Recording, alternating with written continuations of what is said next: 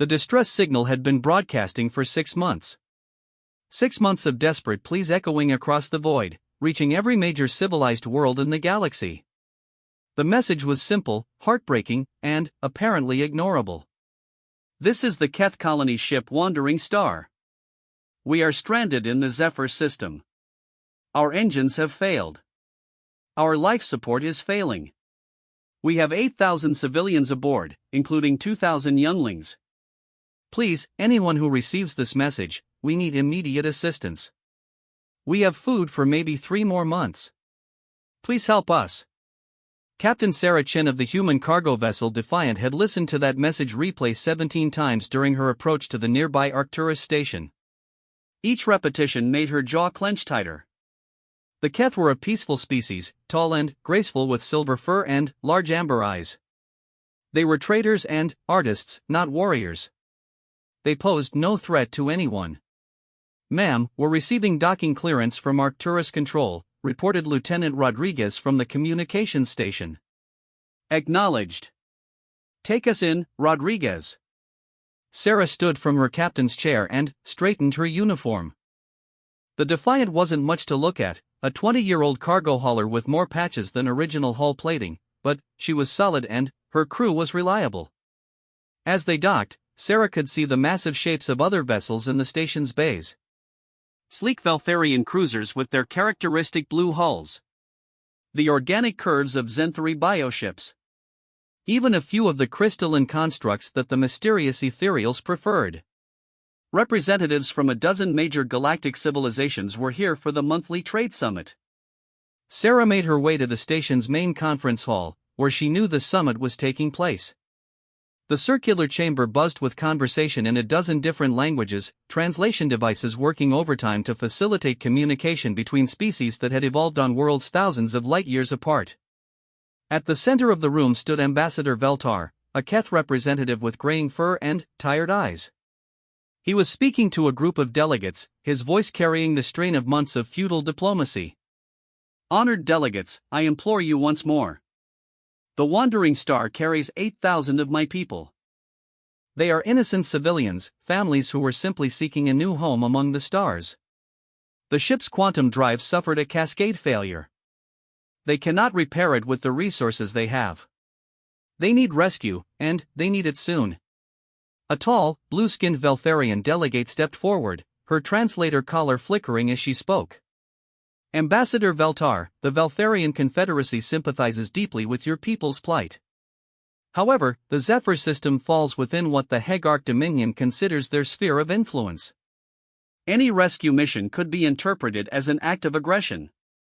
A chittering sound emerged from the insectoid Zenthari representative. His translation device converted it to flat, emotionless words. "The Zenthari Collective agrees with the Veltharian assessment. The risk of conflict with the Hegarch is too great. We cannot justify endangering our own people for 8,000 Keth civilians." Sarah felt her blood pressure rising. She'd heard enough political double-talk to last several lifetimes. The Hegarch Dominion was a militant species that claimed vast territories but rarely patrolled them effectively. They used fear and intimidation to keep other races from operating in their space, but their actual military presence was often minimal. "What about a joint humanitarian mission?" Veltar asked desperately. Surely if multiple civilizations worked together, the Hegarch would not dare to interfere with a rescue operation. An ethereal being, its form shifting between states of matter, responded with a voice like wind chimes. "The Ethereal Collective has consulted the probability matrices. The likelihood of Hegarch military intervention is 73%. The potential for escalation into a larger conflict is 41%. These odds are unacceptable." Sarah had heard enough.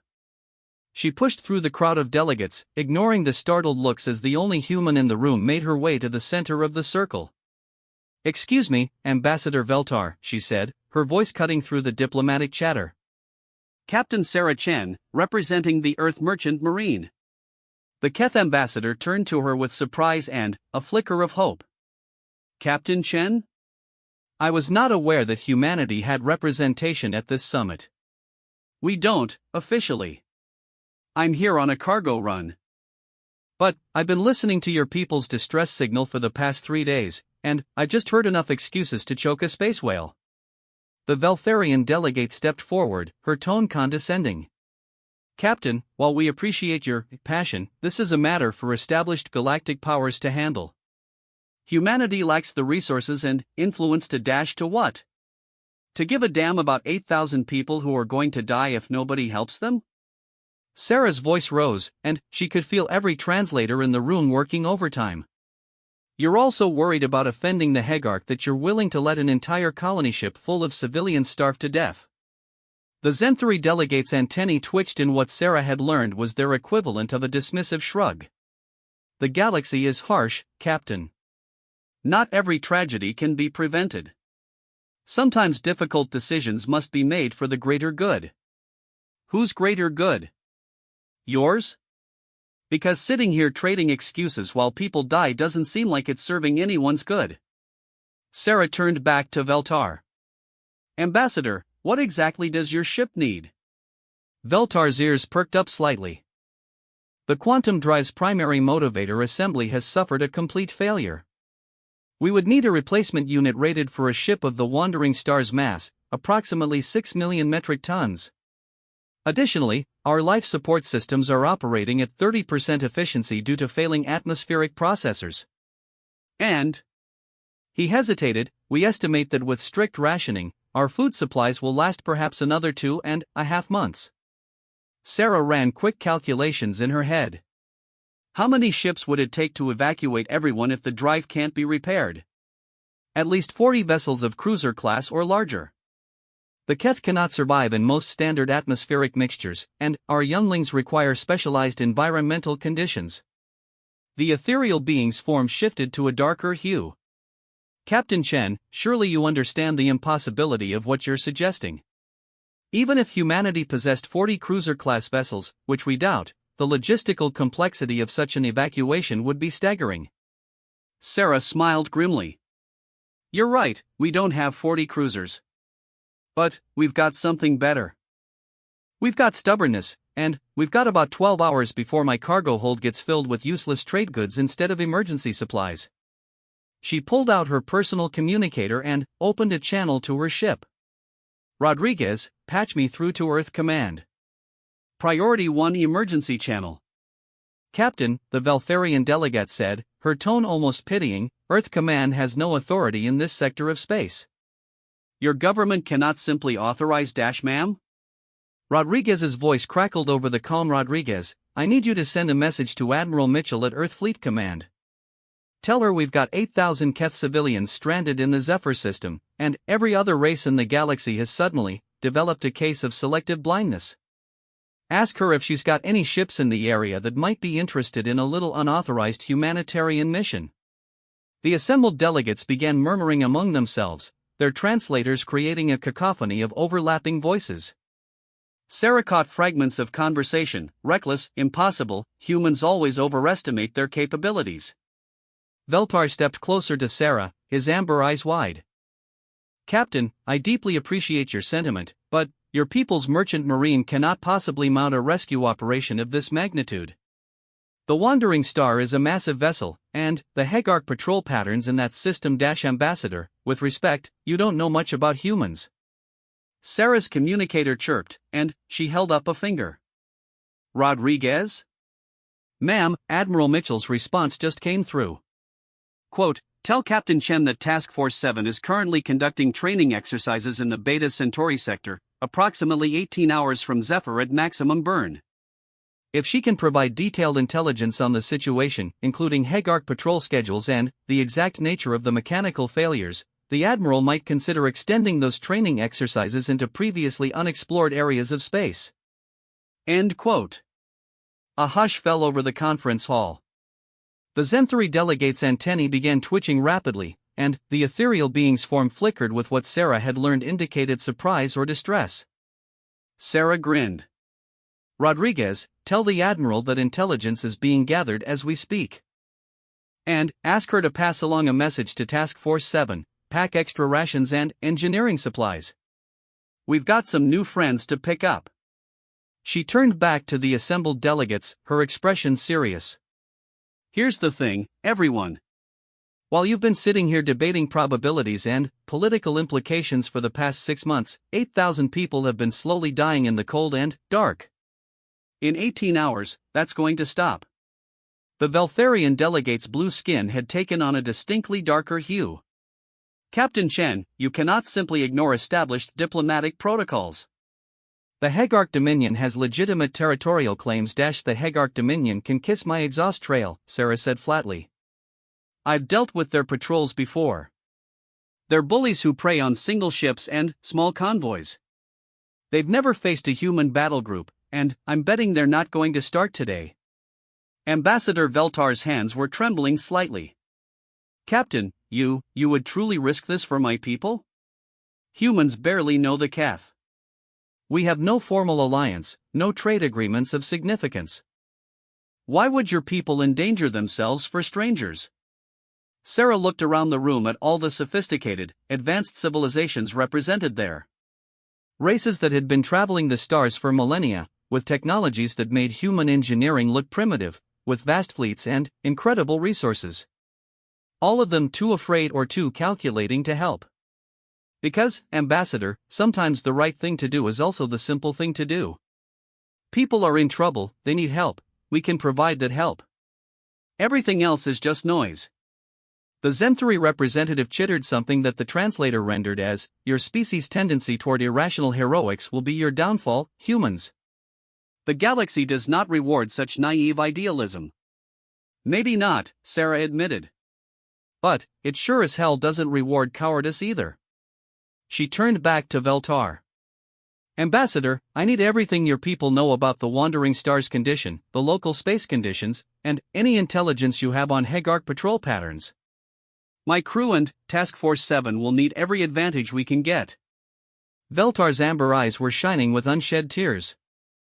Captain Shan, my people have no way to repay this kindness. We are not warriors, we have little of material value to offer. Ambassador, Sarah interrupted gently, there's no bill coming due here. We're not doing this for payment or political advantage. We're doing it because it's right. As she spoke, Sarah was already mentally cataloging the challenges ahead. The Zephyr system was indeed in disputed space, with at least 2 regular Hegarc patrol routes passing through it. The Wandering Star was massive, making it difficult to evacuate quickly even with multiple ships. And if the Keth really couldn't survive in standard atmospheric conditions, any rescue would need to be either very fast or very well equipped. But, Task Force 7 was one of Earthfleet's most experienced units, and Admiral Mitchell didn't pick her commanders for their tendency to back down from impossible missions. Captain Rodriguez commanded the heavy cruiser Indomitable, Captain Park led the assault ship Tenacious, and Captain Williams piloted the engineering vessel Resourceful, one of the most advanced repair ships in the human fleet. More importantly, they were human. They'd grown up on stories of impossible rescues, of standing up to bullies, of never leaving anyone behind. The idea that political consideration should outweigh humanitarian necessity would be as foreign to them as the concept of abandoning a comrade in battle. Sarah's communicator chirped again. Captain, Rodriguez's voice came through, I'm receiving a priority transmission from Ambassador Veltar's ship. They're downloading complete technical specifications for the Wandering Star, including detailed damage reports and supply inventories. Patch it through to Earth Command as well. Admiral Mitchell's people will want to see exactly what they're dealing with. As data began flowing through the communication channels, Sarah became aware that the conference hall around her had gone completely silent. Every delegate, from every major galactic civilization, was staring at her with expressions ranging from amazement to horror. The ethereal being spoke first, its voice carrying an odd harmonic resonance. Captain Chen, you do realize that you have just committed your species to a military action that could result in war with the Hegarc Dominion? Sarah shrugged. If the Hegarc want to start a war over us rescuing some stranded civilians, then, they're not the kind of neighbors we want anyway. But, I'm betting they're smarter than that. Bullies usually are, when someone finally stands up to them.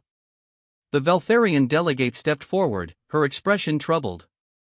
Even if your Task Force 7 succeeds in reaching the Wandering Star, the logistical challenges are immense. How do you propose to evacuate 8,000 beings who require specialized atmospheric conditions? Same way humans have been solving impossible problems for the past few thousand years, Sarah replied. We'll figure it out as we go along, and we'll make it work because failure isn't an option. She looked around the room one more time, taking in the faces of beings from dozens of different worlds, representatives of civilizations that span the galaxy. You know what the really sad part is? Any one of your civilizations could have handled this rescue easily. The Valtharians have atmospheric specialists that could have fixed the life support problems in a day. The Zenthari have heavy transport capability that could have evacuated everyone in a week. The Ethereals could have calculated the optimal approach route to avoid Hegarch patrols entirely. Sarah paused, letting that sink in. But, instead, you all chose to sit here and debate while people died. So now it falls to the newest kids on the galactic block to show you how it's done. Ambassador Veltar stepped forward, his voice thick with emotion. Captain Chen, regardless of what happens, my people will never forget this moment. For 6 months, we have begged for help from the greatest civilizations in the galaxy. And the only ones to answer our call were humans, who have been traveling the stars for barely a century. Sarah's communicator chirped one final time. Captain, Admiral Mitchell reports that Task Force 7 is breaking orbit and setting course for the Zephyr system. ETA 16 hours, 37 minutes. The Admiral also wanted me to relay a personal message. Tell Captain Chen that Earthfleet doesn't abandon people in distress, regardless of species or political complications. We'll handle this. As Sarah headed back toward her ship, she could hear the delegates behind her breaking into animated discussions in a dozen different languages. She didn't need a translator to know what they were talking about. The crazy humans were at it again, charging headfirst into an impossible situation with nothing but determination and stubborn refusal to accept that some problems couldn't be solved. She smiled to herself as she walked through the docking tube. Let them talk. In 16 hours, they'd all get to see exactly what humans could accomplish when someone needed help and everyone else was too afraid to provide it. Behind her, Ambassador Veltar was already composing a message to send to his people aboard the Wandering Star. After 6 months of failed diplomacy and broken promises, he finally had some good news to share. Help was coming. And it was coming whether the galaxy approved or not. Admiral Rebecca Mitchell stood on the bridge of the heavy cruiser Indomitable, watching the swirl of hyperspace through the main viewscreen. Beside her, Captain Rodriguez maintained the precise formation that would bring Task Force 7 to the edge of the Zephyr system in exactly 14 hours and 23 minutes. Admiral, incoming transmission from Earth Command, reported Lieutenant Commander Hayes from the communications station. Put it through to my ready room. Rodriguez, you have the bridge. Rebecca entered her private office and activated the secure holographic display. The familiar figure of Admiral Chen, chairman of the Joint Chiefs, materialized in front of her desk. Rebecca, I wanted to give you the latest intelligence on what you're walking into, Admiral Chen began without preamble. Our deep space listening posts have detected increased Hegarch communications in the Zephyr sector. Nothing definitive, but it looks like they may have reinforced their patrol presence. Rebecca leaned back in her chair. How much reinforcement are we talking about? Best estimate puts it at 3 heavy cruisers and escort squadrons, probably based out of their forward station in the Kappa Draconis system. Standard patrol pattern suggests they sweep through Zephyr space every 18 to 24 hours. And the Keth ship's condition? Admiral Chen's expression grew grim. It's worse than we initially thought. The Wandering Star suffered what their engineers are calling a cascade quantum failure. Not only is their main drive offline, but the explosion damaged their primary life support systems and compromised hull integrity in 17 sections. They're running on backup power, and their atmospheric processors are operating at 28% efficiency. Rebecca ran the numbers in her head. How long do they have? At current consumption rates, maybe 6 weeks. But that's if nothing else fails. And, Rebecca, there are 2,000 younglings aboard that ship. Keth children require a much more precise atmospheric mixture than adults. If the life support degrades much further, they'll be the first to go. The weight of those words settled heavily in the room. Rebecca had seen enough refugee situations to know that when children were involved, every hour counted. What about evacuation possibilities? The Keth require an atmospheric mixture that's 60% nitrogen, 35% oxygen, and 5% trace gases, including a compound called methazine that they synthesize naturally. Without it, they go into respiratory distress within hours. Their younglings are even more sensitive. So we can't just load them onto our ships and go. Not unless we can modify our life support systems on the fly. The good news is that Commander Singh aboard the Resourceful thinks it's possible. The bad news is that it would take time, and we'd be limited in how many Keth we could carry on each ship. Rebecca was already formulating plans. What about repairing their ship? That's the more promising option. The Wandering Star uses a quantum resonance drive system that's actually based on principles similar to our own FTL technology. Chief Engineer Martinez thinks we might be able to jury-rig a replacement motivator assembly using components from our own ships. And the Hegark situation? Admiral Chan's image flickered slightly as the transmission adjusted for the hyperspace interference. Officially, the Earth government has not authorized any military action in the Zephyr system.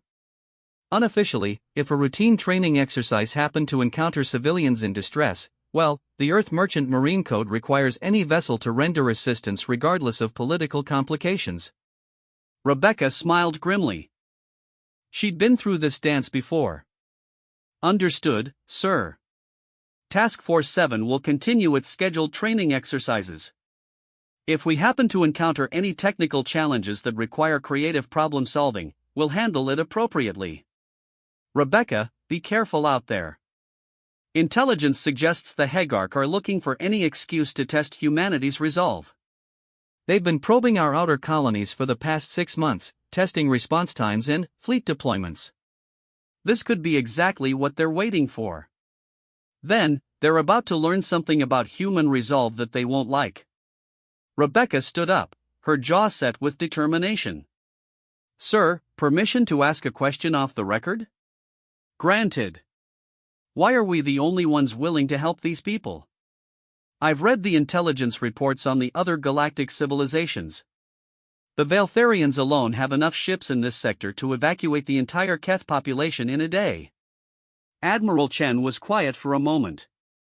Because, Rebecca, we're still new to this galaxy. We haven't learned to be afraid of our own shadows yet. The older civilizations, they've been playing these political games for thousands of years. They've learned that sometimes the cost of helping is higher than the cost of looking the other way. And, have they learned that sometimes the cost of not helping is losing your soul? I hope they're about to. The transmission ended, leaving Rebecca alone with her thoughts. She returned to the bridge, where Captain Rodriguez was reviewing tactical displays with the senior staff. Admiral on the bridge, announced Lieutenant Commander Hayes. At ease, everyone.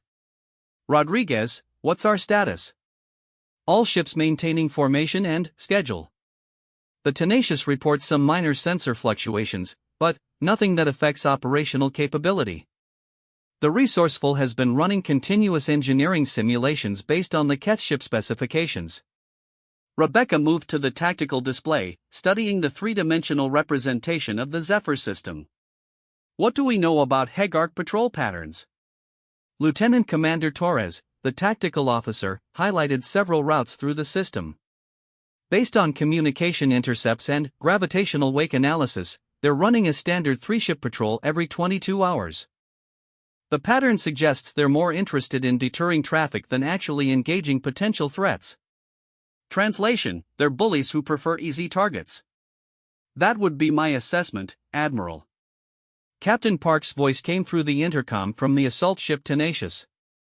Admiral Mitchell, we've completed our tactical analysis of potential engagement scenarios. If the Hegark choose to interfere with our mission, we can present them with some very unpleasant options. Rebecca activated the fleet communication channel. All ships, this is Admiral Mitchell. I want to be absolutely clear about our mission parameters. We are conducting a humanitarian rescue operation. Our primary objective is the safety and welfare of 8,000 Keth civilians. However, we will not allow anyone to interfere with that mission. Captain Williams' voice crackled through from the engineering vessel Resourceful. Admiral, my team has been working on solutions for both ship repair and emergency evacuation. We've identified 17 different ways to jury-rig their quantum drive, and at least 6 methods for modifying our atmospheric systems to support Keth physiology. We're ready for whatever we find. Outstanding, Williams. How long would repairs take? Assuming we can salvage usable components from their damaged systems, maybe 8 hours for a temporary fix that would get them to the nearest safe port. 18 hours for a permanent repair. And evacuation? We could modify the Indomitable and Tenacious to carry about 400 Keth each. The Resourceful could take maybe 200 given our existing equipment. That leaves us 7,000 short. Rebecca frowned at the numbers. Not acceptable. We're not leaving anyone behind. Admiral, Captain Rodriguez said quietly, there may be another option. The Keth colony ship is massive, but it's also modular. If we could restore minimal power and life support, we might be able to tow sections of the ship separately. Explain. The Wandering Star was designed to be broken down into smaller sections for planetary landing. Each section has independent life support systems. If we could restore power to those systems and rig towing harnesses, we could move the entire population in one operation. Captain Williams' voice cut in, Rodriguez is right. My engineering team has been studying the ship schematics. It's actually designed to separate into 12 independent sections. With our 3 ships, we could tow 4 sections each. Rebecca felt the first stirrings of hope. How long would that take? Maybe 12 hours to rig the towing harnesses and restore minimal power to each section. But, Admiral, there's a complication. The process would leave all 12 sections completely vulnerable during the rigging process. If the Hegarcs show up while we're in the middle of the operation, then we deal with them. Rebecca's voice was flat and determined. Torres, I want contingency plans for defending multiple stationary targets. Assume we'll be dealing with 3 heavy cruisers and escort squadrons. Admiral. Though I should point out that defending 12 separate targets while conducting complex engineering operations will stretch our capabilities. Then, we'll have to be better than our capabilities. Rebecca turned to address the entire bridge crew. People, in 12 hours we're going to attempt something that has never been done before. We're going to evacuate 8,000 civilians from a dying ship in hostile space, using jury-rigged equipment and improvised tactics. The galactic community has already written off these people as acceptable losses. She paused, looking at each member of her crew. But, we're not the galactic community. We're human. And humans don't abandon people who need help, regardless of the odds or the political complications. Are there any questions? The bridge was silent except for the quiet hum of ship systems. Excellent. All stations, prepare for emergence from hyperspace. And, remember, everyone, this mission is about more than just rescuing 8,000 Keth. Every civilization in the galaxy is going to be watching how we handle this. Let's show them what humans can accomplish when someone needs help. As Task Force 7 continued its journey through hyperspace, similar conversations were taking place aboard the other ships. Engineers ran final checks on equipment that had never been tested in these conditions. Marines prepared for the possibility of boarding actions. Medical teams studied Keth physiology and prepared treatment protocols for alien refugees. But, perhaps the most important preparation was happening in the mess halls and recreation areas, where crew members talked quietly about the mission ahead. They all knew the risks. They all understood that they were potentially starting humanity's first major conflict with an established galactic power. And, to a person, they were proud to be there. Chief Petty Officer Martinez, head of the engineering team aboard the Indomitable, put it best during a brief gathering of his senior technicians. My grandmother used to tell stories about the old days on Earth, about rescue workers who would risk their lives to save strangers from burning buildings or sinking ships. She always said that the measure of a person wasn't what they did when it was easy, but what they did when it was hard and no one was watching. He gestured toward the view screen, where the swirls of hyperspace continued their endless dance. Well, people, the galaxy is watching now. 8,000 Keth who have never heard of Earth are counting on us to be better than the civilizations that abandoned them. I don't know about you, but I'm not planning to let them down. Similar conversations were happening throughout Task Force 7 as they raced toward their date with Destiny. In a few hours, they would emerge from hyperspace in the Zephyr system and discover whether human determination could overcome impossible odds. The Keth aboard the Wandering Star had no idea that help was coming. After 6 months of failed promises from the galaxy's greatest civilizations, they had largely given up hope of rescue. They were rationing food, conserving power, and trying to keep their younglings healthy in an increasingly desperate situation. In a few hours, they would learn that sometimes help comes from the most unexpected places. And the galaxy would learn that humanity's reputation for stubborn heroics was not just propaganda. Task Force 7 raced through hyperspace toward the Zephyr system, carrying with them the hopes of 8,000 stranded refugees and the weight of humanity's reputation among the stars. The real test was about to begin. The Wandering Star drifted silently through the void, its massive hull scarred by micrometeorites and energy discharges from the failed quantum drive. Inside, 8,000 Keth civilians tried to maintain hope in the face of increasingly desperate circumstances. Captain Velkoth of the Wandering Star stood in what had once been the ship's primary command center, now operating on minimal power and emergency lighting. His silver fur had dulled over the months of stress, and his usually bright amber eyes reflected the exhaustion that had settled over his entire crew. "Status report, Engineer Thekmar," he said wearily. The chief engineer, an elderly Keth with distinctive black markings around his eyes, looked up from a portable diagnostic unit. "Life support is holding at 27% efficiency. We've had to seal off 3 more sections due to atmospheric leaks. Food stores will last another 6 weeks if we maintain current rationing levels." Velkoth nodded grimly. The rationing levels were already barely sufficient to maintain health among the adults. The younglings were suffering more, their faster metabolisms requiring more nutrition than their severely reduced food allocation provided. "And the younglings section?" Thekmar's ears drooped. "Dr. Yelandra reports that 12 more younglings have fallen ill in the past day. Without proper atmospheric processors, the methazine levels are dropping below safe parameters. She's doing what she can, but..." The implication hung in the air between them. Keth younglings could not survive long without precise atmospheric conditions. The adults could tolerate minor variations for months, but their children had perhaps weeks before the failing life support systems would prove fatal. "Captain," came a voice from the communications station, "we're receiving another transmission from the Arcturus Station Trade Summit." Velkoth's tail twitched with irritation. "Let me guess. More expressions of sympathy and regret that nothing can be done?" "Actually, sir, this one is different. It's from Ambassador Veltar. He says help is coming." The bridge fell silent except for the labored cycling of the backup air recycling systems. After 6 months of broken promises and political excuses, the concept of actual rescue seemed almost impossible to believe. "Put it through," Velkoth ordered. Ambassador Veltar's image appeared on the flickering communications screen, and, for the first time in months, his expression carried genuine hope. "Captain Velkoth, I have news. A human task force is en route to your position. They should arrive within hours." "Humans?" Thekmar looked up sharply. "But, Captain, they have no authority in this sector." "The Hegarch patrols dash the humans seem unconcerned about Hegarch authority," Veltar continued. "Their fleet commander, Admiral Mitchell, has 3 ships equipped for both engineering operations and defensive actions. They believe they can either repair the Wandering Star or evacuate our people to safety."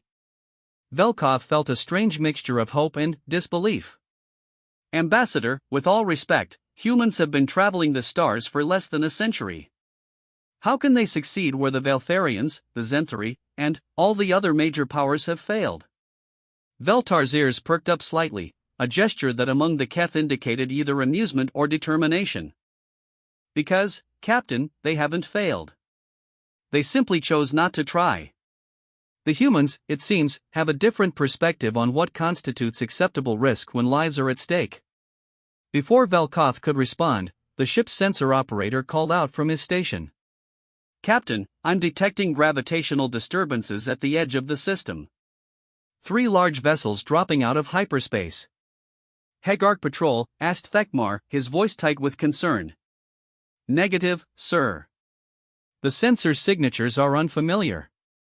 And, Captain, they're heading directly for our position at maximum sublight velocity."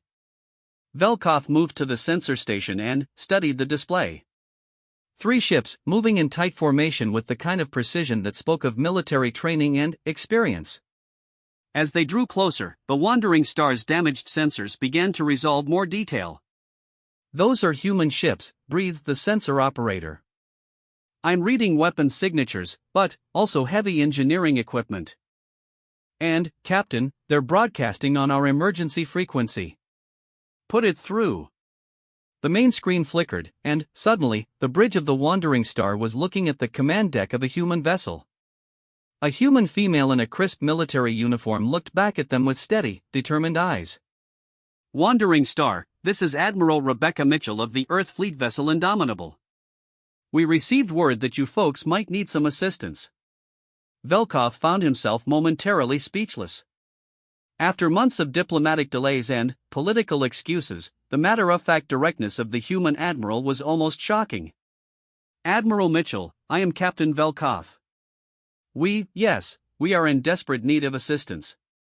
Our quantum drive has suffered cascade failure, our life support is operating at minimal capacity, and we have 8,000 civilians aboard, including 2,000 younglings who require specialized atmospheric conditions."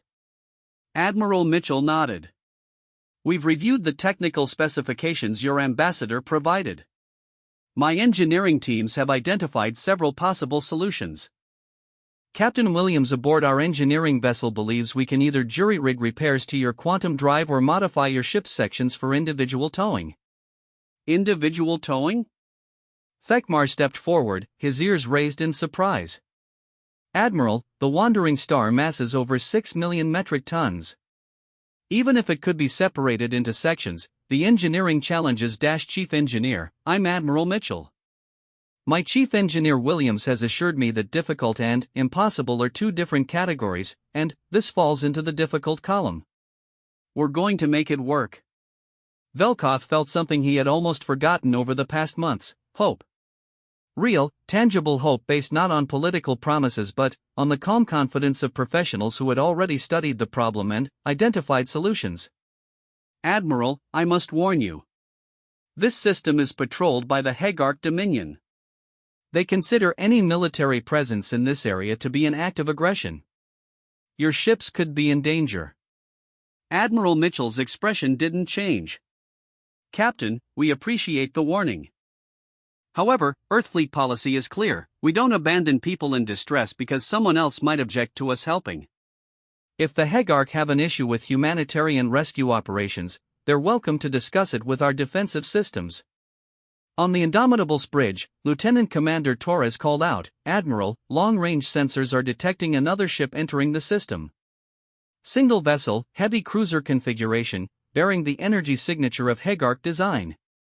Admiral Mitchell's expression hardened slightly. "Right on schedule. Torres, track that vessel and prepare tactical analysis. Rodriguez, signal the tenacious and resourceful. We're moving to condition yellow." She turned back to the communication with the Wandering Star. "Captain Velkoth, it looks like we're about to have company. Are you able to receive boarding parties? My engineering teams need to assess your ship's systems directly to determine the best approach." "Of course, Admiral. We'll prepare docking interfaces for your shuttles." "Excellent. And, Captain? We're going to get your people out of here safely." "That's a promise."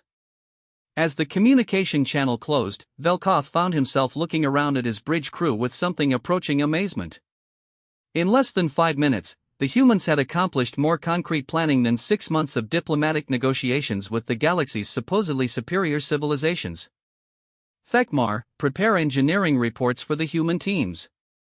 Full technical specifications, damage assessments, everything they might need. Yes, Captain. But, sir, do you really think they can succeed? They're just humans. Velkoth watched on his sensors as the 3 human ships adjusted their formation, moving to shield the wandering star while simultaneously deploying engineering shuttles. The precision and confidence of their movements spoke of extensive training and absolute determination.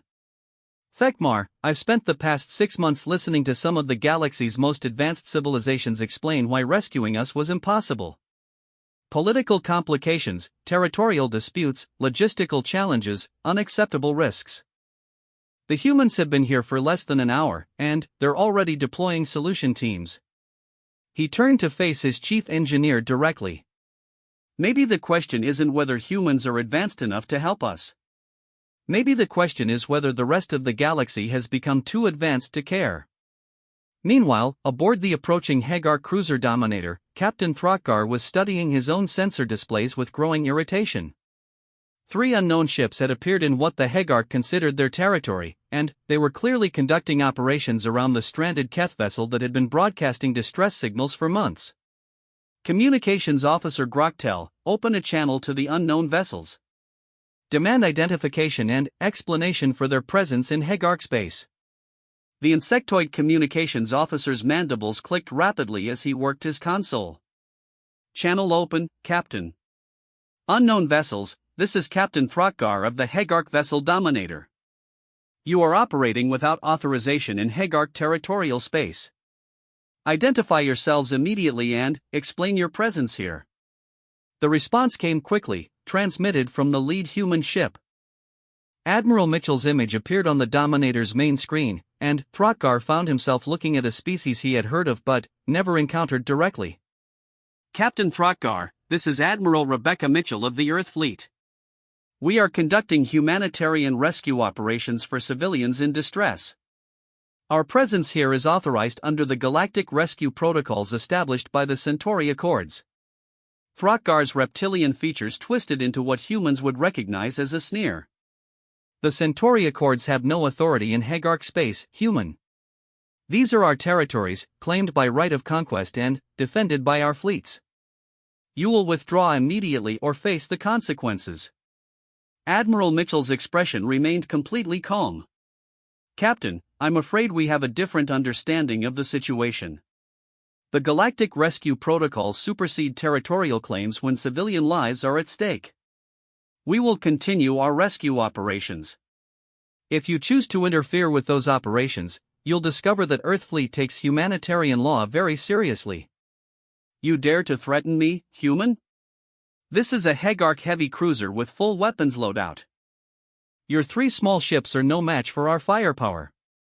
For the first time, Admiral Mitchell smiled, and Throckgar felt a small chill run down his spine. There was something in that smile that suggested the human admiral knew something he didn't. Captain Throckgar, I'm not threatening you. I'm informing you of the situation. You have 1 Hagar heavy cruiser. We have 3 Earth Fleet vessels conducting a rescue operation under galactic law. If you choose to fire on civilian rescue operations, you'll be committing an act of piracy, and will respond accordingly. Throckgar cut the communication channel and turned to his tactical officer. Analysis. Can we defeat those 3 human ships? The tactical officer, a younger Hagar with distinctive battle scars, studied his displays carefully. Captain, the human vessels appear to be military configuration. 1 heavy cruiser, 1 assault ship, 1 engineering vessel. Their weapons signatures are unusual. I cannot determine their full capabilities from passive scans. Are you saying you're afraid of 3 human ships? Captain, I'm saying that humans have no significant combat experience against galactic powers. They either have hidden capabilities, or they're so naive that they genuinely believe 3 ships can challenge a Hagar cruiser. Either possibility should be approached with caution. Throckgar hissed in frustration. The Hagar had built their reputation on intimidation and superior firepower. But intimidation only worked when the other party understood they were outmatched. These humans seemed either incredibly confident or incredibly stupid. Continue monitoring the situation. signal the patrol base and request reinforcements. If these humans want to play games with Hegark authority, we'll give them a lesson they won't forget. But, as Throttgar watched the human ships continue their approach to the wandering star, he couldn't shake the feeling that he was the one about to learn an unexpected lesson. Chief Engineer Williams materialized on the wandering star's bridge in a shimmer of transport energy, followed by a team of 6 human engineers carrying equipment that looked both advanced and, somehow reassuringly practical. The Keth crew stared in fascination at these beings they had heard about but never met. Williams was a compact woman with graying hair and steady hands that spoke of decades working with complex machinery. She looked around the dimly lit bridge, taking in the jury-rigged power systems and emergency repairs that had kept the ship functional for 6 months. Captain Velkoff? I'm Captain Williams, Earthfleet Engineering Corps. My team and I are here to get your people home. Velkoff stepped forward, still somewhat amazed by the directness of human communication. Captain Williams, I cannot express how grateful we are. But, I must be honest about our situation. Our quantum drive suffered what our engineers call a cascade failure. The damage is extensive, and we lack the materials for proper repairs. Williams nodded, pulling out a handheld device and beginning to scan the bridge systems. I've reviewed your technical reports, Captain. Cascade failures are nasty, but they're not necessarily fatal. The key is understanding what actually failed versus what just got damaged in the explosion. She moved to the main engineering console, where Chief Engineer Thekmar watched nervously as the human began connecting her diagnostic equipment to Keth systems. Chief Engineer, I need access to your quantum resonance chamber. My people need to see exactly what we're working with. Thekmar's ears drooped slightly. Captain Williams, the resonance chamber was completely destroyed in the cascade failure. The quantum field containment units are fractured, the primary motivator assembly is slag, and the whole compartment is still radiating dangerous energy patterns. Williams smiled. Chief, that's what we humans call the starting point. Let's go take a look. As they moved through the ship's corridors, Williams' team spread out to assess different systems. The Wandering Star was indeed a massive vessel, with 12 distinct sections connected by structural joints designed for planetary landing operations. Each section was roughly the size of a human heavy cruiser, with its own life support, power generation, and basic propulsion capabilities. Dr. Sarah Kim, the team's atmospheric specialist, was already working with Keth medical staff to assess the youngling's condition. Captain Velkoff, she called as they passed the medical section, I've analyzed your atmospheric requirements. We can definitely jury-rig our ships to carry Keth passengers, but the numbers are challenging. However, I have another idea. Which is? Your ship sections already have independent life support. If we can boost power to those systems and recalibrate them for optimal Keth atmospheric mixture, we might be able to maintain life support during towing operations. Williams paused in the corridor. Kim's right, Captain. The more I see of your ship, the more I think towing is our best option. Your people built this vessel to be incredibly robust. It's designed to be broken apart and reassembled. We just need to reverse that process. They reached the quantum drive chamber, and Williams had to admit that the damage was extensive. The chamber was a twisted ruin of metal and crystalline components, still flickering with residual quantum energy. Any conventional engineering approach would indeed consider this irreparable.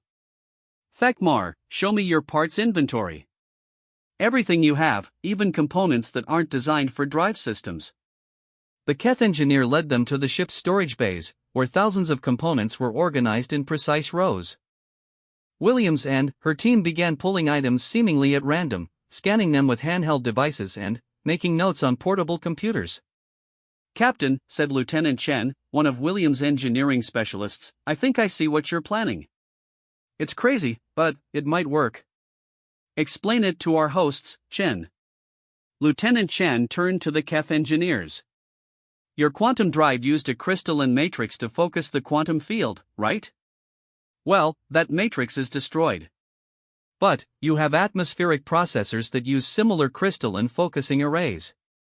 They're smaller, less powerful, but if we network them together. Thekmar's ears perked up in understanding. You want to create a distributed quantum field using our life support crystals?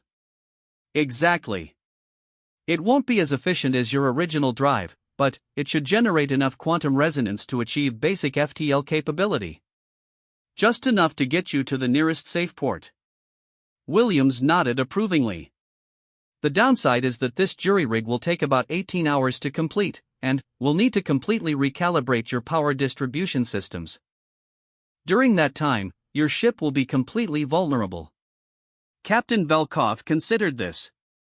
And the towing option? 12 hours to rig towing harnesses and boost your section life support systems to full capability. We separate your ship into its 12 design sections, and each of our 3 ships tows 4 sections. Faster, but riskier if we encounter hostiles. Before Velkov could respond, his communicator chimed with an urgent signal from the bridge. Captain, Admiral Mitchell requests immediate communication. They hurried back to the bridge, where Admiral Mitchell's image was waiting on the main screen. Her expression was serious but calm. Captain Velkov, we have a developing situation. Hegarc reinforcements are en route to this system. Our long-range sensors detect at least 2 additional heavy cruisers and escort squadrons approaching from the Kappa Draconis system. ETA approximately 14 hours. Admiral, that changes our timeline significantly, Williams said. If we go with the towing option, we could have everyone out of here in 12 hours, before the reinforcements arrive. And if we attempt the drive repairs? We'd need at least 18 hours, maybe more. We'd likely still be working when the Hegarc fleet arrives. Admiral Mitchell nodded. Captain Velkov, this is your decision. We can attempt to repair your ship and risk a confrontation with multiple Hegarc vessels, or we can evacuate your people via towing but abandon the Wandering Star permanently. The weight of the decision settled on Velkov's shoulders. The Wandering Star represented everything his people owned, their entire colonial effort, generations of savings and dreams. But against that was the safety of 8,000 lives, including 2,000 younglings. Admiral, if we choose the towing option, can your 3 ships really outrun a Hegarc fleet while towing 12 sections of our ship? Admiral Mitchell's expression showed a hint of what humans might recognize as grim determination. Captain, Earth fleet ships are designed to outrun what they can't outfight, and outfight what they can't outrun. But, I won't lie to you. Towing 12 sections will limit our maneuverability considerably. If the Hegarc fleet catches us during the evacuation, it could get very ugly very fast. Captain Williams spoke up from the engineering station she had been monitoring. Admiral, there might be a third option. What if we repair their navigation and communication systems, boost their life support, and leave them with basic propulsion capability? They couldn't achieve FTL, but they could maneuver in system. If the Hegarc fleet arrives, we could draw them off while the Wandering Star makes its way to the system's outer edge. That's still abandoning them, Williams. Not necessarily. I'm thinking we stage a fighting withdrawal, keeping the Hegarc busy while civilian transport ships from neutral systems come to pick up the Kef. It would take longer, but it might keep everyone safer. Thekmar stepped forward. Captain Velkov, there's another consideration. Our younglings are in critical condition. Every hour we delay evacuation, we risk losing more of them. Dr. Yelandra reports that at least 30 younglings are now in severe respiratory distress. The silence on the bridge was heavy with the weight of impossible choices. Finally, Velkov straightened his shoulders and looked directly at Admiral Mitchell. Admiral, my people have been stranded here for 6 months because every major civilization in the galaxy was too afraid or too politically cautious to help us. You and your people arrived here less than 6 hours ago and are already offering multiple viable rescue options, despite the obvious dangers to yourselves. He paused, gathering his thoughts. The Wandering Star is important to us, but our people are irreplaceable. We choose the towing option. 12 hours to evacuate everyone safely. Admiral Mitchell nodded approvingly. Understood, Captain. Williams, you have your orders. Begin rigging procedures immediately. Aye, Admiral. Captain Velkov, I'll need your engineering teams to begin separation procedures for the ship sections. We'll handle the towing harness installation and life support boosting. As Williams' team began coordinating with Keth engineers, Admiral Mitchell turned her attention back to the strategic situation. On her bridge aboard the Indomitable, Lieutenant Commander Torres was tracking the approaching Hegarc vessels. "Admiral, the lead Hegarc cruiser is maintaining position at maximum sensor range, but they're definitely coordinating with the incoming reinforcements. Intercepted communications suggest they're planning to surround us during the evacuation operations." Admiral Mitchell studied the tactical display. 3 human ships against at least 3 Hegarc heavy cruisers, plus escort squadrons, while simultaneously protecting 12 vulnerable civilian sections during a complex towing operation. Torres signaled Captain Park on the Tenacious. "I want to discuss some creative tactical options. If the Hegarc want to play games while we're saving lives, we'll need to remind them why that's a bad idea." "Admiral," called Rodriguez from the command station, message coming in from Earth Command. "Priority Alpha classification. Put it through to my ready room." In her private office, Admiral Mitchell activated the secure communication system. Admiral Chen appeared on the holographic display, but this time he was not alone. Behind him stood President Martinez and Secretary of Defense Johnson. "Rebecca," President Martinez said without preamble, "intelligence indicates that this situation may be escalating beyond a simple rescue operation. The Hegarc are using your presence in the Zephyr system as justification for mobilizing additional fleet assets throughout their territory." "Madam President, we can't abandon these people because the Hegarc want to use our rescue mission as an excuse for military posturing." "No one is suggesting abandonment, Admiral. But we want you to understand that your actions over the next few hours may determine whether humanity's first major contact with galactic powers is peaceful or hostile." Secretary Johnson leaned forward. "Rebecca, intelligence suggests that other galactic civilizations are watching this situation very carefully. The Valtharians, the Zenthari, even the Ethereals are positioning ships to observe the outcome. How you handle the Hegarc may set the tone for humanity's relationships with everyone else." Admiral Mitchell felt the weight of that responsibility, but her expression remained determined. "Understood, Madam President. However, our course of action remains unchanged. 8,000 civilians need our help, and we're going to provide it. If that bothers the Hegarc or anyone else, they're welcome to explain their objections to our diplomatic corps after we get these people to safety." President Martinez smiled slightly. "Admiral, you have full authority to handle this situation as you see fit. Earth stands behind its people." As the communication ended, Admiral Mitchell returned to the bridge, where the complex dance of the rescue operation was already beginning. Human engineering teams worked alongside Keth technicians to separate the massive ship sections, while towing harnesses were fabricated and installed with impressive speed. But, on the edge of the system, more Hegarc ships continued to arrive, and their intentions were becoming increasingly clear. The rescue operation had become a test of wills between an ancient galactic power and the newest members of the cosmic community. The Keth civilians aboard the Wandering Star had no idea that their rescue was about to become humanity's first major statement about its place in the galaxy. They only knew that after months of abandonment by the galaxy's greatest civilizations, help had finally arrived in the form of 3 human ships and crews who seemed to think that impossible was just another word for challenging. In 8 hours, they would discover whether human determination was stronger than Hegarc intimidation. The galaxy was about to learn something important about the species that had recently emerged from the Sol system. Time was running out, and the real test was about to begin. The next 8 hours became a masterclass in human engineering efficiency and determination. Across the 12 sections of the Wandering Star, mixed teams of human and Keth engineers worked around the clock to prepare for what many considered an impossible evacuation.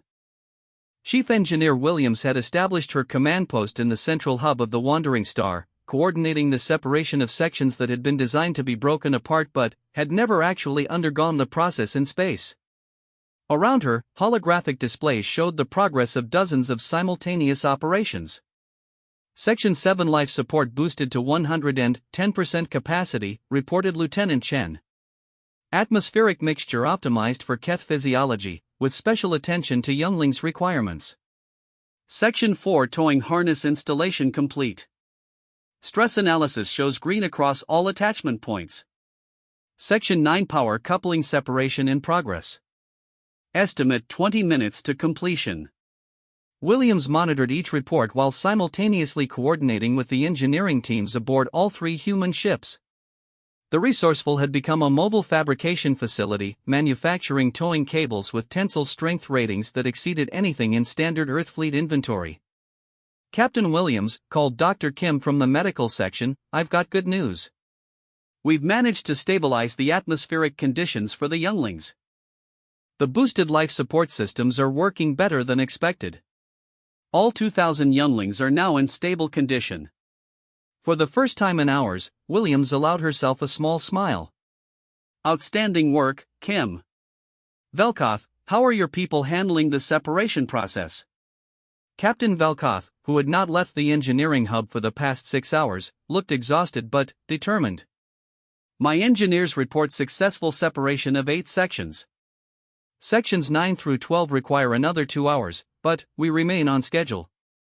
"And the evacuation of personnel to their assigned sections?" "Complete. Each section now has its optimal population load, with all families kept together and medical personnel distributed according to need." Meanwhile, on the bridge of the Indomitable, Admiral Mitchell was managing a very different kind of challenge. The Hegarc fleet had grown to 5 heavy cruisers and accompanying escort squadrons, positioned in a loose sphere around the Zephyr system. Their intent was clear: to prevent any escape attempt. "Admiral," reported Lieutenant Commander Torres, "the Hegarc fleet has established what they're calling a security perimeter. They're demanding that we surrender the Keth civilians to their custody pending resolution of territorial disputes." "And our response?" "I believe the appropriate diplomatic phrase is 'go to hell,'" Captain Rodriguez said dryly from the command station. "Torres, open a channel to the lead Hegarc vessel." Captain Throckgar's reptilian features appeared on the main screen, his expression radiating what humans would recognize as barely controlled aggression. "Admiral Mitchell, you have ignored repeated warnings to withdraw from Hegarc space. We now have sufficient force present to ensure compliance with our territorial sovereignty. You will immediately cease your operations and transfer custody of the Keth civilians to Hegarc authorities." Admiral Mitchell's response was delivered in the calm, measured tone that had made her one of Earthfleet's most respected commanders. "Captain Throckgar, we are conducting humanitarian rescue operations under the Galactic Rescue Protocols. Your territorial claims do not supersede the fundamental right of sentient beings to receive assistance when in mortal danger. The Galactic Rescue Protocols have no authority in Hegarc space. You are operating without permission in our territory, conducting military operations that we consider hostile. Withdraw immediately or face the consequences." "Captain, let me clarify our position. We have 8,000 civilian refugees whose lives depend on our evacuation efforts. We will complete those efforts regardless of your territorial concerns. If you choose to interfere with rescue operations, you'll be firing on civilians, and we'll respond accordingly." Throckgar leaned forward, his voice carrying a menacing tone. "Admiral, you have 3 ships. We have 5 heavy cruisers and escort squadrons. Your position is hopeless. Surrender now, and we may consider treating your crews as prisoners of war rather than pirates." For the first time in the conversation, Admiral Mitchell smiled. It was not a pleasant expression. "Captain Throckgar, there's something you should understand about humans. We've never been particularly good at mathematics when lives are at stake. 3 ships, 5 ships, 15 ships, the numbers don't matter when people need help." She leaned back in her command chair. "But, since you seem concerned about force ratios, let me share some information. You're looking at Task Force 7, which is currently classified as a training squadron. Our actual combat fleet groups are considerably larger and significantly more capable. Are you threatening to call for reinforcements?" "I'm not threatening anything, Captain. I'm simply noting that if you fire on a humanitarian mission, you'll be committing an act of war against Earth. And Earth has a very long memory for unprovoked attacks on rescue operations." Torres called quietly from the tactical station, "Admiral, I'm detecting gravitational disturbances at the edge of the system. multiple contacts dropping out of hyperspace. Admiral Mitchell maintained her calm expression while internally calculating new tactical possibilities. Captain Throckgar, it appears we're about to have even more company. The new arrivals were not more human ships. Instead, the sensors registered the distinctive energy signatures of Veltharian vessels, followed by the organic curves of Zenthri bioships, and, finally, the crystalline constructs of the ethereals. Ambassador Veltar's voice suddenly cut through the communication channel from Arcturus Station. All vessels, this is Ambassador Veltar of the Keth Republic. I am broadcasting from the emergency session of the Galactic Trade Council that has been monitoring this situation. A new image appeared on all ships' communication screens, the Grand Assembly Hall of Arcturus Station, filled with delegates from dozens of galactic civilizations. Ambassador Veltar stood at the center podium, addressing the assembled representatives. Honored delegates, for the past 8 hours, we have watched as the human fleet has conducted the most complex civilian evacuation in modern galactic history. They have done this while we, the representatives of the galaxy's most advanced civilizations, have done nothing but debate and make excuses. He paused, letting that sink in. The humans have proven that 8,000 civilian lives are worth more than territorial disputes or political complications. They have demonstrated the very principles that we claim to value in our galactic accords and treaties. On the Hegark flagship, Captain Throckgar was receiving increasingly urgent communications from his own government as they realized that the entire galaxy was now watching their confrontation with the human rescue fleet. Admiral Mitchell, Veltar continued, the Galactic Trade Council has voted unanimously to invoke Article 7 of the Emergency Humanitarian Protocols. All member civilizations are hereby required to provide assistance to civilian rescue operations and to ensure safe passage for refugee populations. The Veltharian delegate who had earlier expressed regret about helping now spoke clearly. The Veltharian Confederacy is deploying our medical ships to assist with Keth civilian care during transport to safe worlds. The Zenthri representative added, the Zenthri Collective offers escort services to ensure safe passage through any disputed territories. Even the ethereal being's voice chimed in, the Ethereal Collective will provide navigation assistance and long-range sensor coverage for the evacuation convoy. Suddenly, Captain Throckgar found himself facing not just 3 human ships, but a coalition that included most of the galaxy's major powers, all united in support of the rescue operation. Admiral Mitchell's voice cut through the growing chaos of diplomatic communications. Captain Throckgar, you now have a choice.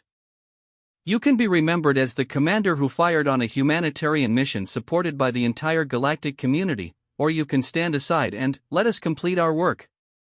Before Throckgar could respond, his communications officer reported urgent messages from Hegark High Command. The political ramifications of interfering with a galaxy-wide humanitarian coalition were becoming clear even to the Hegark leadership. Throckgar, to all Hegark vessels, came the reluctant transmission. Stand down to defensive posture.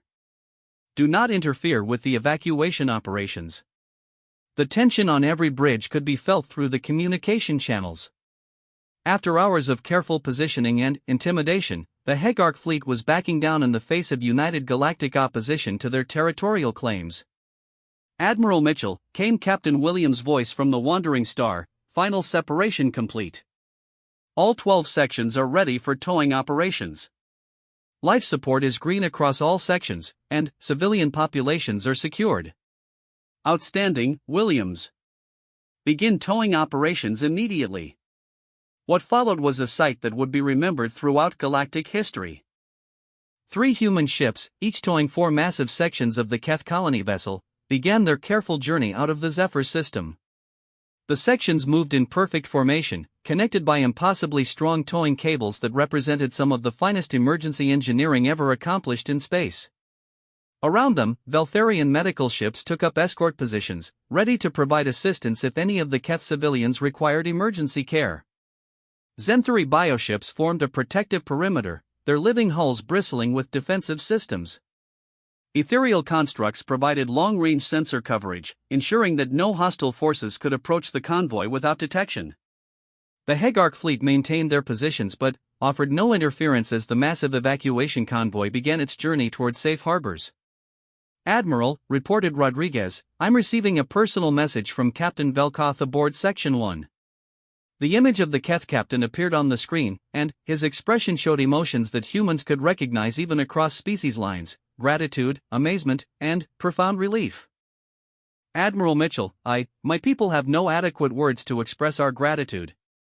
For 6 months, we begged for help from the galaxy's greatest civilizations. And it was humanity, the newest members of the galactic community, who answered our call. Admiral Mitchell smiled warmly. Captain, that's what neighbors do for each other. When someone needs help, you provide it. Everything else is just politics. Admiral, my people will never forget this debt. How can we ever repay such kindness? Captain, you don't owe us anything. But, if you really want to repay us, remember this day. Remember that when someone needs help, the right thing to do is help them, regardless of the complications or the politics. Pass that lesson on to your younglings. Velkotha's ears perked up with what humans now recognized as Keth determination. Admiral, that lesson will become part of our historical records. Future generations of Keth will learn about the day humanity showed the galaxy the meaning of true civilization. As Task Force 7 and its massive convoy cleared the Zephyr system, similar conversations were taking place throughout the galactic community. The humans had accomplished something remarkable, not just the successful evacuation of 8,000 refugees, but the transformation of a humanitarian crisis into a demonstration of what the galactic community could achieve when it worked together. Ambassador Veltar's final broadcast from Arcturus Station captured the moment perfectly. Today, the newest members of our galactic community reminded us of principles we had allowed ourselves to forget. The humans have shown us that true advancement is measured not by the sophistication of our technology or the extent of our territories, but by our willingness to help those who cannot help themselves. 3 months later, the Keth refugees had been successfully relocated to a new colony world, with their new settlement aided by contributions from dozens of galactic civilizations who had been inspired by humanity's example. The wandering star itself was eventually repaired and converted into a monument to interspecies cooperation, stationed at Arcturus Station as a reminder of what could be accomplished when politics took a back seat to compassion. And, throughout the galaxy, whenever someone suggested that a rescue mission was too dangerous, too complicated, or too politically sensitive, the response became universal: the humans didn't think so. Maybe we should try harder. Captain Sarah Chen of the merchant vessel Defiant, whose casual dismissal of political complications had started the entire rescue operation, found herself promoted to Admiral and placed in charge of Earthfleet's new Humanitarian Response Division. Her first official act was to establish a simple protocol: when civilians needed help, politics could wait. The galaxy had learned an important lesson about its newest members. Humans might be young, inexperienced, and technologically inferior to the established galactic powers. But they possessed something that transcended technology or experience: an absolute unwillingness to abandon people who needed help. And, in the end, that made all the difference.